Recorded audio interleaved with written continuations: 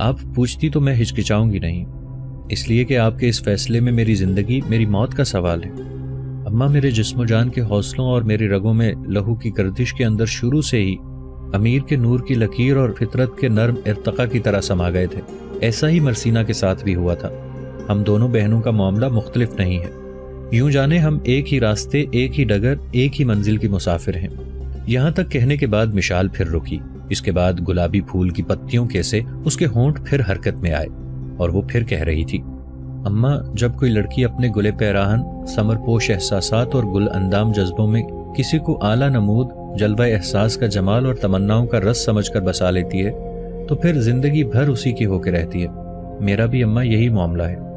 اگر میری زندگی کا فیصلہ امیر کے حق میں نہ ہوا تو پھر جس طرح میں اب تنہا اور مجرد زندگی گزار رہی ہوں، اپنی موت تک ایسی زندگی گزارنے کو ترجیح دوں گی۔ مشال جب خاموش ہوئی تو کچھ دیر سوچنے کے بعد ابدا نے پھر پوچھ لیا، مشال میری بیٹی، کیا تو نے اپنی اس کیفیت کا اظہار شروع سے ہی مرسینہ پر کر دیا تھا؟ مشال فوراً بیچ میں بول پڑی اور کہنے لگی، اس میں کوئی شک نہیں کہ میں شروع دن سے ہی امیر کو چاہنے لگی تھی۔ میں نے اپنی اس چاہت کا اظہار کبھی بھی اور کسی موقع پر اپنی بہن مرسینہ پر نہیں ہونے دیا۔ میں انتظار کرتی رہی کہ وقت کس کروٹ بیٹھتا ہے۔ میرے دل میں یہ وسوسے جڑ پکڑ چکے تھے کہ اگر مرسینہ اور امیر کی شادی سے پہلے میں نے اپنی بہن مرسینہ کے سامنے امیر سے محبت کا اظہار کر دیا تو کہیں میری خاطر میری بہن اپنی محبت کو قربان نہ کر بیٹھے۔ اماں اسی بنا پر رات کے گوشوں کو مدار عمل بنا کر باطن کے ماورا عکس آور خواب لمحوں میں پنہا آرزوؤں کی طرح بالکل چپ رہی۔ تنہائیوں کی رازدار رات کے تالاب میں گرب کی یالاباری کی طرح بے بس خاموشی کی چادر اوڑھے رکھی۔ اپنی بہن کے مستقبل اور اس کی چاہت اور محبت کو سامنے رکھتے ہوئے میں ظلمتوں کی بکھری چادر میں جرم و عصیاں کے کہتیر کی طرح سلگتی رہی۔ میں جانتی تھی مرسینہ دیوانگی کی حد تک امیر کو پسند کرتی ہے اور ان سے محبت کرتی ہے۔ اسی بنا پر اس کی محبت کو سامنے رکھتے ہوئے میں زیست کے دریا کے تند دھاروں میں دہکتی خواہش سے خونی ہیولوں کی طرح بہتی رہی۔ بس میں نے بہن کی خاطر گمشدہ حکمت کی طرح بے خودی اختیار کیے رکھی۔ جانتی تھی کہ اس محبت کو افشا کر کے کئی طوفان کھڑے ہو سکتے ہیں اور میں ایسا نہیں چاہتی تھی۔ اماں شادی ہی کرنی ہوتی تو ہواؤں کے تماچوں میں زمین پر بکھرے اوراق کی طرح مجھے کئی نوجوان مل سکتے تھے۔ اس لیے کہ میں اپنی ذات کو جانتی ہوں، میں خوبصورت ہوں، پرکشش بھی ہوں، لیکن مجھے امیر جیسا کوئی ساتھی نہیں مل سکتا جو کالی راتوں کے طویل آسمان پر کمن ڈالتے ہوئے گرجتے ابر، کڑکتی برق میں خضر کارواں بننے کی جرت رکھتا ہو۔ امیر نے مجھے، بہن اور بابا کو خرزاروں سے سجے گلستانوں اور گناہوں کے نشیمن سے نجات دی، رات کے ماتھے کی سیاہی پر رقص کرتے ظلم و ستم کے خداؤں سے بچایا، شب کے اٹھتے بکھرتے لمحوں میں دہکتے دوزخ سجانے والوں، شفق رنگوں میں ظلمات کی اسیری گھولنے والوں سے ہماری حفاظت کا سامان کیا۔ جس روز انہوں نے ہماری مدد کی، اماں میں یقین جانو مرسینہ کی طرح اسی روز سے امیر کو چاہنے لگی تھی۔ اس وقت میں یہ خیال کرتی تھی کہ امیر ہمارے لیے سرکوہسار بادلوں اور غمناک گھٹاؤں پر چڑھتے سورج کی طرح ہماری پہنچ سے دور ہیں۔ اس وقت ہم یہ بھی سوچتی تھیں کہ ماہ و سال کے قہر اور صدیوں کا جلال بن کر طوفانی تماشوں کی طرح چٹانوں کو توڑ دینے والے امیر کے دل میں ہی اس لیے محبت اور چاہت پیدا نہیں ہوگی۔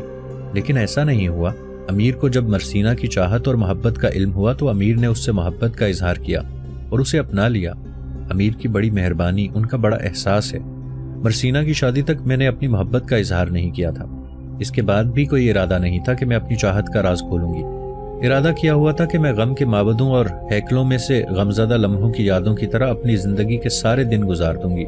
شادی نہیں کروں گی، بس مرسینہ اور امیر کی خدمت کے لیے اپنے آپ کو وقف کر دوں گی۔ لیکن نہ جانے مرسینہ نے کیسے میرے دل کا بھید پا لیا۔ میرے چہرے کے تاثرات سے اس نے اندازہ لگا لیا کہ میں امیر کی طرف راغب ہو چکی ہوں، ان سے محبت کرتی ہوں۔ کئی بار اس نے پوچھا لیکن میں ٹال گئی۔ آخر جب اس نے ایک روز میرے سر پر قرآن مقدس رکھ کر سچ کہنے کو کہا تو تب میں نے اپنے دل کی بات اس سے کہہ دی۔ مشال جب خاموش ہوئی تو بڑے پیارے انداز اور انتہائی شفقت میں ابدا نے مشال کو اپنے ساتھ لپٹا لیا۔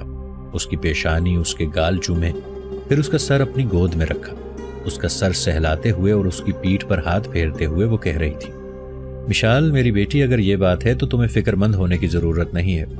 جس وقت مرسینہ نے تمہارے متعلق مجھ سے گفتگو کی تھی اس وقت میں نے یہی اندازہ لگایا تھا کہ تم نے چونکہ اپنی اس تھوڑی سی زندگی کے ماہ و سال مرسینہ کے ساتھ گزارے ہیں، تم اس سے بے پناہ محبت کرتی ہو، لہٰذا تمہیں کہیں اور شادی کر کے اس سے علیحدہ نہیں ہونا چاہتی، اور یہی خیال کرتی ہو کہ مجدد دین سے شادی کرنے کے بعد کم از کم تم مرسینہ کے پاس تو رہ سکو گی۔ لیکن اب مجھے پتا چلا کہ جس طرح مرسینہ نے مجددین سے محبت کی ہے ویسی ہی چاہت تم بھی مجددین کے لیے رکھتی ہو، لہٰذا بیٹی اس سلسلے میں تمہیں فکر مند ہونے کی ضرورت نہیں۔ تم ایسا کرو، جا کر مرسینہ کو بلا لو، تم بھی اس کے ساتھ آنا۔ مشال اٹھ کھڑی ہوئی، مطمئن انداز میں وہ کمرے سے نکل گئی اور تھوڑی دیر بعد وہ لوٹی تو اس کے ساتھ مرسینہ تھی۔ ہاتھ کے اشارے سے ابدا نے دونوں کو اپنے قریب بیٹھنے کو کہا۔ جب وہ بیٹھ گئیں تب ابدا نے کہنا شروع کیا، مرسینہ میری بیٹی، جو موضوع تم نے چھیڑا تھا اس موضوع پر مشال کے ساتھ میری تفصیل کے ساتھ گفتگو ہوئی ہے۔ بیٹی، پہلے تو میں نے یہی خیال کیا تھا کہ شاید تمہارے ساتھ رہنے کے لیے یہ مجددین سے شادی کرنا چاہتی ہے تاکہ تم دونوں بہنیں ساری عمر اکٹھی رہ سکو، لیکن اب اس کی باتوں سے مجھ پر انکشاف ہوا ہے کہ تمہاری طرح یہ بھی مجددین کو چاہتی ہے، پسند کرتی ہے اور اس کی زندگی کا ساتھی بننا چاہتی ہے۔ اب تم دونوں ایسا کرو کہ دونوں بہنیں یہیں بیٹھو۔ میری بچیوں، اس گھر میں ہم صرف تینوں نہیں، اس حویلی کے اور بھی بہت سے افراد ہیں جو ایک ہی خاندان کے افراد کی حیثیت رکھتے ہیں۔ اس سلسلے میں سمرون، تمہاری خالہ ازبل، جمارہ، زہران اور عبیرہ سے بھی بات کرتی ہوں۔ تمہارا مقدمہ ان کے سامنے پیش کرتی ہوں، پھر دیکھیں وہ کیا کہتے ہیں۔ بیٹے، جو بھی معاملہ ہو وہ سب کی مرضی سے طے ہونا چاہیے۔ اس کے بعد جب شمس الدین اور خلتخ لوٹیں تو اس موضوع پر ان دونوں سے بھی بات ہوگی۔ ایسا میں اس بنا پر کہنا چاہتی ہوں کہ اس حویلی میں ہم سب مل کر اتفاق اور خوشی سے اپنے زندگی کے دن گزار سکیں۔ اب تم بیٹھو، میں سب سے بات کر کے آتی ہوں۔ مرسینہ اور مشال دونوں وہیں بیٹھی رہیں جبکہ ابدا اپنی جگہ سے اٹھ کر باہر نکل گئی۔ مرسینہ اور مشال کو کچھ دیر وہاں بیٹھ کر انتظار کرنا پڑا اور یہ انتظار ان دونوں کے لیے بڑا کربناک تھا، یہاں تک کہ ابدا لوٹی، جہاں سے اٹھی تھی وہاں جا کر بیٹھ گئی۔ تھوڑی دیر مسکراتی رہی، پھر دونوں کو مخاطب کر کے کہنے لگی، میری دونوں بیٹیوں، یہاں سے جانے کے بعد میں نے سب کو جمع کیا اور جو کچھ تمہارے ساتھ بات ہوئی اس کی تفصیل سب سے کہی۔ اب یہ تم دونوں کی خوش قسمتی ہے کہ سارے یہی چاہتے ہیں کہ مشال کہیں باہر نہ جائے، حویلی میں ہی رہے اور اسے مجددین کا ساتھی بنا دیا جائے، بلکہ اس انکشاف پر جمارہ اور عبیرہ تو بے پناہ خوشی کا اظہار کر رہی تھی اور میرے ساتھ یہاں آ کر تم دونوں کے ساتھ اس موضوع پر گفتگو بھی کرنا چاہتی تھی، لیکن فی الحال میں نے ان دونوں کو منع کر دیا ہے۔ یہاں تک کہنے کے بعد ابدا رکی، پھر مرسینہ کی طرف دیکھتے ہوئے کہنے لگی، مرسینہ میری بیٹی، اب تمہارے کام کی ابتدا ہوگی۔ تم میرے پاس اس لیے آئی تھی کہ میں مجددین سے کہوں کہ وہ مشال سے شادی کر لے۔ بیٹے، میں جانتی ہوں وہ میرا کہا ٹالے گا نہیں، لیکن اگر میں اس موضوع پر بات کرتی ہوں تو وہ پھر مجھے خدشہ ہے کہ مجددین کے دل میں کہیں گمان اور ظن نہ اٹھ بیٹھے کہ میں خدا نہ کرے کہیں مرسینہ کو ناپسند کرنے لگی ہوں۔ مرسینہ کے ساتھ میرے تعلقات خراب ہو چکے ہیں، اسی لیے اذیت میں ڈالنے کے لیے مشال کی شادی اس سے کرنا چاہتی ہوں۔ بیٹے، مجددین تمہارا شوہر ہے، تمہاری کوئی چیز، تمہارے خیالات اس سے ڈھکے ہوئے نہیں ہیں، تم بھی اس کی ذات کے پورے محل وقوع اور خاکے سے واقف اور آگاہ ہو، لہٰذا میں تم سے یہی کہوں گی کہ جب وہ تینوں بھائی آئیں تو کوئی اچھا موقع دیکھ کر مجددین سے اس موضوع پر بات کرو۔ یہاں تک کہتے کہتے ابدا کو رک جانا پڑا، اس لیے کہ مرسینہ فوراً حرکت میں آئی اور اس کی بات کاٹتے ہوئے روحان سی آواز میں بول پڑی، اماں، آپ سے اس موضوع پر میں نے اس لیے گزارش کی تھی کہ امیر آپ کی بات کسی بھی صورت نہیں ٹالیں گے، بلکہ اس بات کو وہ آپ کا حکم جان کر تسلیم کر لیں گے۔ اماں، اس موضوع پر اگر میں اس سے بات کرتی ہوں تو ہو سکتا ہے وہ مجھے جھڑک دیں، ڈانٹیں اور پھر یہ کہہ دیں کہ آئندہ میں اس موضوع پر ان سے گفتگو نہ کروں۔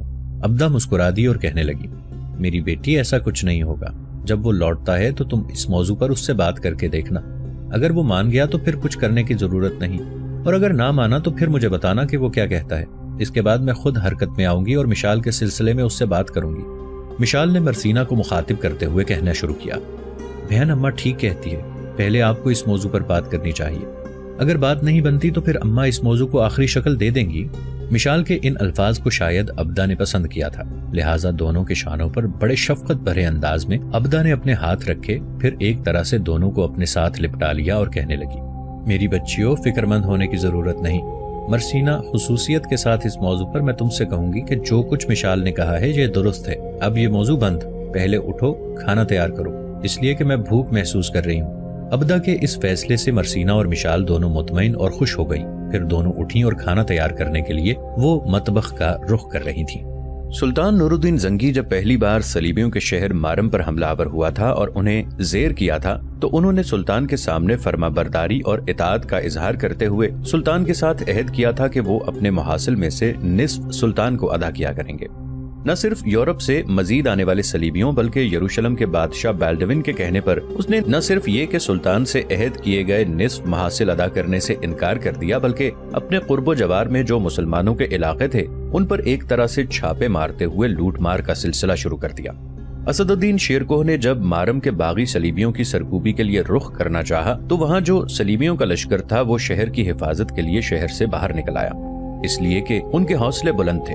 دوسرے مختلف شہروں میں رہنے والے صلیبیوں اور ادھر ادھر کے فوجیوں نے مسلمانوں کے علاقوں پر حملہ آور ہو کر فوائد حاصل کرنے والے صلیبیوں نے بھی ایک لشکر تیار کیا اور یہ طے پایا کہ جب اسدالدین شیرکوہ مارم سے باہر مارم کے حفاظتی لشکر کا مقابلہ کرے گا تو صلیبیوں کا دوسرا متحدہ لشکر کسی مناسب جگہ پر سے شیرکوہ پر حملہ آور ہو کر اس کی شکست کو یقینی بنائے گا۔ اس طرح صلیبی چاہتے تھے کہ ایک بار سلطان کے لشکر کو شکست دے کر اپنی برتری ثابت کرنے کی کوشش کریں۔ اس کے علاوہ صلیبیوں کا ایک اور لشکر بھی مسلمانوں کے شہر سیدا کے ارد گرد منڈلا رہا تھا۔ یہ سیدا شہر کا محاصرہ کرنے پر بھی تلا ہوا تھا۔ مسلمانوں کے علاقوں میں انہوں نے لوٹ مار شروع کر دی تھی۔ یہ ایک طرح سے صلیبیوں کا تیسرا بڑا لشکر تھا۔ شاید ایسا کر کے صلیبی نور الدین زنگی کے لیے تیسرا محاذ کھولنا چاہتے تھے اور ایک چوتھا محاذ بھی تانک جھانک کر رہا تھا، اور وہ یہ کہ یروشلم کے بادشاہ بالڈوین کے علاقوں کے اندر جلیش کے مقام پر بھی صلیبیوں کا ایک بہت بڑا لشکر جمع ہو چکا تھا اور سلطان نور الدین زنگی کی نگاہ جلیش میں جمع ہونے والے صلیبیوں پر بھی تھی، بلکہ اس نے احکامات جاری کر دیے تھے کہ مارم سعید اور دوسرے مقامات پر متصادم ہونے والے صلیبیوں سے شیرکوہ اور مجد الدین نمٹے۔ ساتھ ہی اس نے یہ احکامات بھی جاری کر دیے کہ مجد الدین شیزر کا انتظام درست کرنے کے بعد وہاں اپنا کوئی نائب مقرر کر کے فوراً شیرکوہ کی مدد کے لیے پہنچ جائے۔ شیرکوہ اپنے حصے کے لشکر کے ساتھ جب مارم کے نواح میں پہنچا تو اس نے دیکھا کہ اس کا مقابلہ کرنے کے لیے صلیبی لشکر بالکل اپنی صفوں کو درست اور استوار کر چکا ہے۔ ان سارے علاقوں میں کام کرنے والے سلطان کے وقائع نگاروں اور مخبروں نے دشمن کی نقل و حرکت اور ان کی حالت سے نہ صرف شیرکوہ بلکہ شیزر سے کوچ کر جانے والے مجد الدین کو بھی آگاہ کر دیا۔ لہٰذا مارم کے اس لشکر کے سامنے آتے ہی شیرکوہ ان پر اندھیروں کی گھنی موجوں میں موت و مرگ کی رقصاں انگلیوں، لرزاں شب میں تاروں کے اجلے حروف کے اندر سے نزول کر جانے والے تقدیر کے بدترین عذابوں، رخشندہ و درخشندہ لمحات کے تخیل کی نگینہ کاری میں بھوکی گرسنا نگاہوں اور دھان کی بالیوں پر اترتی پرندوں کی ڈاروں کی طرح ٹوٹ پڑا تھا۔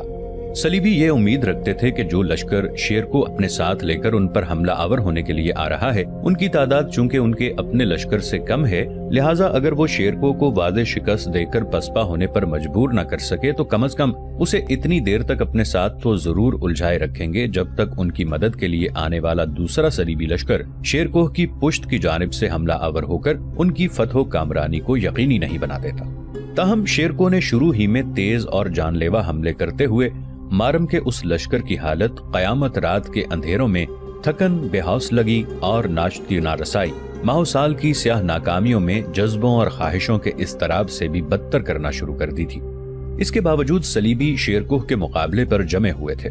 وہ محسوس کر رہے تھے کہ شیرکوہ کے حملوں کے باعث نہ صرف یہ کہ بڑی تیزی سے ان کے لشکر کی تعداد کم ہوتی جا رہی ہے اور ان کے لشکریوں کے اندر ایک طرح کی بددلی بھی پھیل رہی ہے، اس کے باوجود وہ شیرکوہ کا سامنا اس امید پر کر رہے تھے کہ جو ہی ان کی مدد کے لیے آنے والا صلیبی لشکر شیرکوہ پر حملہ آور ہوگا تو جنگ کا پانسا فوراً پلٹ جائے گا۔ لیکن مارم کے صلیبیوں کی بدقسمتی کہ ان کی مدد کے لیے آنے والا دوسرا صلیبی لشکر ابھی مارم شہر سے 1 میل کے فاصلے پر ہوگا کہ اچانک ایک طرف سے مجد الدین اپنے لشکر کے ساتھ نمودار ہوا اور وہ اس صلیبی لشکر پر پرانے سال خوردہ اشجار کو مار گرانے والے برہم بگولوں کے تازیانوں، خیموں کی دھجیاں تک اڑا دینے والی آہوں کی طرح پیچ و تاب کھاتے وقت کے بدترین طوفانوں اور فاصلوں سے الجھتے راستوں پر بے نام و ننگ قصوں اور ساحلوں کی ریت پر برسوں پرانے نقوش تک کو آنسو کی نمی کی طرح مٹا دینے والے بے امان دشت کی آندھیوں کی طرح حملہ آور ہو گیا۔ شیرکوہ کی طرح لمحوں کے اندر مجد الدین نے بھی اس صلیبی لشکر کی حالت دھندلائے مفہوم، ستم کے پرجفا دشت میں جذبوں کی بکھیری داستانوں اور دھواں دھواں فضاؤں میں صدیوں کے پرانے کھنڈروں سے بھی زیادہ ہولناک بنانا شروع کر دی۔ وہ صلیبی لشکر زیادہ دیر مجد الدین کے تیز حملوں کے سامنے نہ ٹھہر سکا۔ پہلے اس نے کوشش کی کہ بھاگ کر مارم کا رخ کرے اور مارم کے لشکر سے جا ملے، لیکن مجد الدین نے ایسا نہیں کرنے دیا۔ مجد الدین نہیں چاہتا تھا کہ وہ صلیبی مارم کے صلیبیوں سے جا ملے، لہٰذا وہ ان کی راہ روکے کھڑا ہوا، تیز حملے شروع کیے یہاں تک کہ وہ مخالف سمت بھاگے۔ دور تک مجد الدین نے ان کا تعاقب کیا اور انہیں کافی نقصان پہنچانے کے بعد وہ پلٹا اور جس قدر ساز و سامان اور خوراک کے ذخائر وہ اپنے ساتھ لیے سفر کر رہے تھے اس پر اس نے قبضہ کر لیا۔ پھر مجدد دین مارم کی طرف بڑھا۔ اتنی دیر تک مارم شہر کے نواح میں بھی جنگ کا فیصلہ ہو چکا تھا، اس لیے کہ مارم کے لشکر کو خبر ہو چکی تھی کہ ان کی مدد کے لیے آنے والے لشکریوں پر سلطان نور الدین زنگی کا کوئی اور لشکر حملہ آور ہوا ہے اور اسے شکست دے کر بھاگ جانے پر مجبور کر دیا ہے۔ لہٰذا انہوں نے بھی شیرکوہ کے سامنے شکست کو تسلیم کیا اور بھاگ کر شہر میں داخل ہو کر محصور ہو گئے۔ دشمن کو شکست دینے کے بعد جس قدر سامان مجدد الدین کو ملا، اسے سمیٹتے ہوئے وہ اس جگہ آیا جہاں مارم شہر سے باہر شیرکوہ نے اپنے لشکر کے ساتھ پڑاؤ کیا ہوا تھا۔ تب اس نے دیکھا کہ اپنے چھوٹے سالاروں کے ساتھ شیرکوہ اس کے استقبال کے لیے اپنے لشکر سے باہر آیا ہوا ہے۔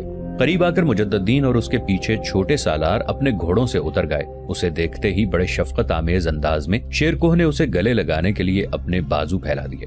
مجدد الدین بھاگ کر شیرکوہ سے گلے ملا۔ شیرکوہ نے کئی بار اس کی پیشانی چومی۔ رقت آمیز آواز میں وہ مجدد الدین کو مخاطب کر کے کہہ رہا تھا، مجدد الدین، تو نے اس صلیبی لشکر کو جو میری پشت پر حملہ آور ہونے کے لیے پر تول رہا تھا، شکست دے کر ایک ناقابل یقین مارکا سر کیا ہے۔ میں وقت کے بدترین غاروں میں سیلابی جلال کی طرح اٹھنے والی تیری جرت مندی، جسموں کی نیلی و پیچیدہ رگوں میں آتشی لاوے کی طرح احساس کی طرح دوڑ جانے والی تیری شجاعت کو سلام پیش کرتا ہوں۔ مجدد الدین، ٹھہرے وقت کے جلال میں تیرے جیسے جوان ہی اپنی ملت، اپنی قوم کی حفاظت کے لیے زخموں پہ چھریاں دھونے والے فرعون کی سطوت، نمرود کی سی قہرمانی اور شیطان سا تمرد رکھنے والوں کے خلاف فطرت کا جلال، ہولناک طاقتور موت اور فنا کے گھاٹ اتارنے والی جبروت کی طرح نیا رنگ دکھا جاتے ہیں۔ میں ایک بار پھر تیری جانثاری، تیری عظمت، تیری شجاعت کو سلام کرتا ہوں۔ مجدد الدین علیحدہ ہوا اور شیرکوہ کو دونوں شانوں سے پکڑ کر وہ انتہائی عاجزی اور انکساری میں کہہ رہا تھا، اسد الدین شیرکوہ، میرے محترم، میں نے ایسا کچھ بھی نہیں کیا۔ مارم کے نواح میں آپ نے جو مارکا سر کیا ہے وہ میرے مارکے سے بھی کہیں زیادہ ہولناک ہے۔ اسد الدین، ہم دونوں بھائی موت کے کنویں اور سناٹوں کے جنگل میں اپنی تلواروں کی دھار اور اپنے نیزوں کی انی سے اپنی تاریخ کے ماتھے کی سنہری تحریروں، اپنے ساحلوں، اپنے سفینوں، اپنے جذبوں عزائم، اپنے رفتگاں کی عظمت، اپنے گزرے ماہ و سال کی سطوت کی حفاظت اور پاسبانی کے پابند ہیں۔ خدا کی قسم، میں جب بھی کسی دشمن کے روبرو جاتا ہوں تو یہی دعا کرتا ہوں، اللہ جی اپنی ملت، اپنی قوم کی حفاظت کے لیے اگر مجھے موت بھی آ جائے تو میں اسے خوشی سے گلے لگاؤں، اور ساتھ ہی یہ بھی دعا کرتا ہوں کہ اللہ اپنی قوم، اپنی ملت کی پاسبانی کے لیے اگر مجھے 1000 بار بھی زندہ ہونا پڑے تو میں خوشی محسوس کروں، تاکہ وقت کے دھندلکوں میں میں ایک کرب مسلسل، تلاطم کا اضطراب، سلگتی قیامت اور جلتا عذاب بن کر اپنی قوم، اپنی ملت کی حفاظت، اس کی پاسبانی اور اس کی عظمت اور سطوت کا دفاع کر سکوں۔ شیرکوہ نے ایک بار پھر مجدد الدین کو گلے لگا کر اس کی پیشانی چومی۔ پھر شیرکوہ کے کہنے پر مجدد الدین نے اپنے لشکر کو وہاں پڑاؤ کرنے کا حکم دے دیا۔ اب شیرکوہ اور مجدد الدین نے ارادہ کر لیا تھا کہ وہ مارم کا محاصرہ کریں گے، زوردار انداز میں مختلف سمتوں سے حملہ آور ہو کر شہر کی اینٹ سے اینٹ بجا کر رکھ دیں گے۔ شیرکوہ اور مجدد الدین کے ان عزائم کی اطلاع جب مارم والوں کو ہوئی تو انہوں نے ہتھیار ڈال دیے۔ شیرکوہ سے انہوں نے صلح کی درخواست کی اور پھر انہوں نے شیرکوہ اور مجدد الدین کے سامنے سلطان نور الدین زنگی کے لیے اطاعت و فرمانبرداری کا اظہار کرتے ہوئے عہد کیا کہ آئندہ وہ ایسی غلطی نہیں کریں گے۔ شیرکوہ اور مجدد الدین کو چونکہ ابھی سیدہ کے صلیبیوں کا رخ کرنا تھا، لہٰذا انہوں نے مارم کے لشکر کی اس اطاعت کو قبول کر لیا۔ پھر انہوں نے اپنے لشکر کے ساتھ مارم سے سیدہ کا رخ کیا۔ مورخین لکھتے ہیں کہ سیدہ کی اس مہم میں پہلی بار شیرکوہ کا بھائی نجم الدین ایوب اور اس کا بیٹا یوسف بن نجم الدین شامل ہوئے۔ یہ وہی یوسف بن نجم الدین تھا جس نے آنے والے دور میں تاریخ کے سنہری حروف پر صلاح الدین ایوبی بن کر نمودار ہونا تھا۔ مسلمانوں کے شہر سیدہ کے نواح میں صلیبی خوشبختی کو بدبختی، شادمانی کو مایوسی اور نفرت میں تبدیل کر دینے والے شدید کرود کی گرم رو مایوسی پھیلاتے بھنور کا سا کھیل کھیل رہے تھے۔ پہلے انہوں نے سیدہ شہر کے نواح میں مختلف بستیوں میں لوٹ مار کا بازار گرم کیا۔ اس کے بعد وہ سیدہ شہر کے نواح میں جمع ہونے لگے تاکہ شہر پر قبضہ کر لیں۔ جس وقت وہ سیدہ شہر میں جمع ہو کر اپنی قوت اور طاقت کو مضبوط اور مستحکم کر رہے تھے، عین اسی لمحے شیرکوہ اور مجدد الدین ان پر وارد ہوئے اور صحرائی ذروں اور زندگی کی پوشیدہ تہوں، ہیجان آفرین سمندر، ہر شے کو تحلیل کرتی ازلی پہنائیوں، ابدی گہرائیوں تک میں سرایت کر جانے والی ویران اور ہولناک کیفیتوں، آتش فشاں کے پھٹنے کی آوازوں اور سطوت و جبروت کو فنا کے گھاٹ اتار دینے والی بے روک خوفناک قوتوں کی طرح حملہ آور ہوئے۔ صلیبیوں کے وہ عساکر جو سیدہ کے نواح میں جمع ہوئے تھے، انہیں مسلمانوں نے سنبھلنے کا موقع ہی نہ دیا، نہ انہیں جوابی کارروائی کرنے کی مہلت دی، اور انہیں اپنے تیز حملوں میں روندتے ہوئے بدترین شکست دے دی۔ इस लड़ाई में दुश्मन की एक कसीर तादाद काम आई। शिकस्त उठाकर बाकी लोग भाग खड़े हुए। कुछ मुसलमान लश्करियों के हाथों कैद भी हो गए। मौरखीन ये भी इंकशाफ करते हैं कि इस जंग में जिन सलीबियों को कैदी बनाया गया उनमें मारम के नसरानी हुक्मरान का बेटा भी शामिल था, जो सलीबियों के लश्कर में एक नाइट की हैसियत से मुसलमानों के खिलाफ जंग करता रहा था।